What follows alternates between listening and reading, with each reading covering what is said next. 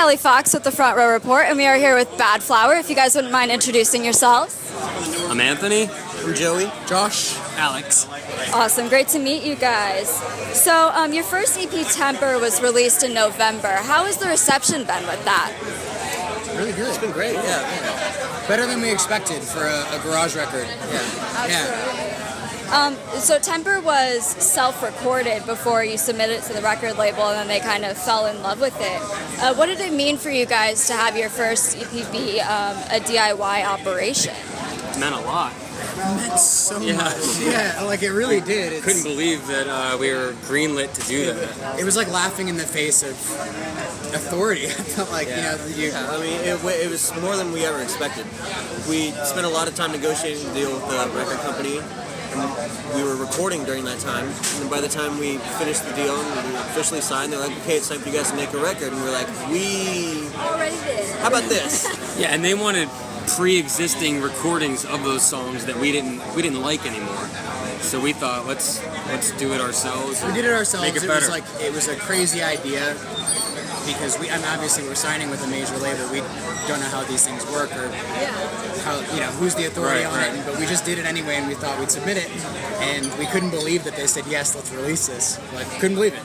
Yeah, so. And I mean, it's a much more like personal touch as well. It is. I mean, everything was in your hands. There was no one breathing over. No one else shoulder. touched it. Yeah, and we hope.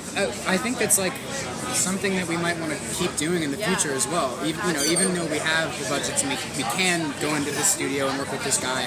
There's something special about the imperfections that we get out of doing it ourselves that we kind of like. It sounds real. It sounds like we sound live, and I think people really respond to that. Mm-hmm. Yeah. There are a lot of bands that they kind of bring a new energy to their performances, but I think it's even more special if a band can capture that in a recording. It's hard to do. Oh, it's one of the hardest things to do. I don't know why it's so hard to do, but it is. It's nice being in the studio. You're using your own gear that you use live, so you actually sound like yourself. Absolutely. And really cool. The only people touching your performances is you, and the only people touching Temper as well. So it's been out for about 6 months. You've been hearing reception from critics. You've been hearing comments from fans. Has the way that you feel about the record changed at all? Yes. How's it sucks. I think somebody asked this before, and there's a weird thing that happens when you're making the record on your own terms and you're the only ones in the room listening to it. It's still very much yours, and it's your baby, and you get really excited about it, and it's fun, and like the songs still make you emotional, and they still you still feel this connection with it. As soon as it's released, it's theirs. It's everyone's. Yeah. It's such a weird thing, and you can feel it. And now when you listen to it, you have to it's hard to get back into that mindset, okay, we wrote this, and this is how we felt about it before, but now it's like we spend time nitpicking it. Right. When we hear it, we're like, I wish the snare drum was a little quieter on that, and that lyric is not great. Yeah, but I don't know, also, I remember when we submitted it, we were so into it that we started to be like, oh, it all sucks, and then I liked it again. When I heard it again a month later, I listened back, I'm like, all right, it was good. We actually we redid all of the drums for the whole EP the day before we mastered it. Yeah. Because we got a new mic or something, and we're like, oh, it just sounds better, let's do it.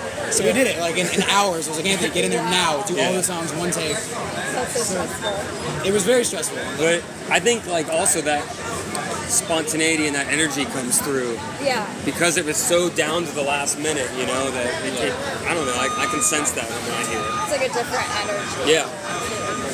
So in your experience, you guys are obviously doing festivals and doing opening for larger bands and headlining shows.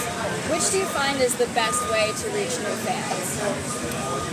I'd say these festivals. Playing the festivals are awesome.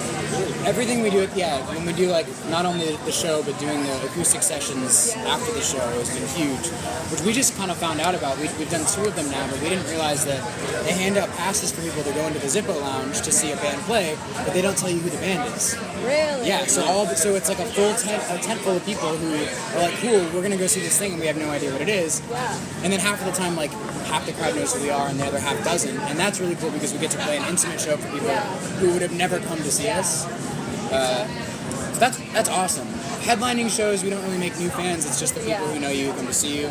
And support shows are great. Yeah. Supporting other bands. The acoustic sessions kind of sound like So-Far shows. You guys ever done those before? So-Far, no. It's called Songs from a Room, and basically like people subscribe to it, and you like put in your music taste, and they'll just send you a date, and then 3 days before you like buy a ticket if you want. Oh, that's so And then cool. 3 Wow. days before they'll send you a location, and then you don't find out who's playing until you're in. you get there, and that it's all acoustic Yeah, stuff. And, like, the songs bands from get a- paid really well. It's awesome. Songs from a room. Yeah, it's called So-Far. Yeah, I would love to do that. Yeah, I can write down the link if you guys want. So the last question, what is next for Badflower? What can we expect from you guys in the near Well, future? we're finishing out this festival run, and then after that we're doing a co-headline tour with our friends in Goodbye June.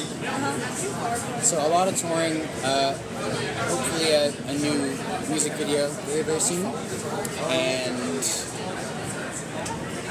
And you just have to stay tuned to find out. Yeah, I guess we'll find out. a lot of good stuff. Don't Things- change that channel. Things are Yeah. definitely looking up for us. And we're Awesome. feeling like we're conquering and Right. climbing pretty quick. So Small Yeah, victories. I definitely see that. yeah.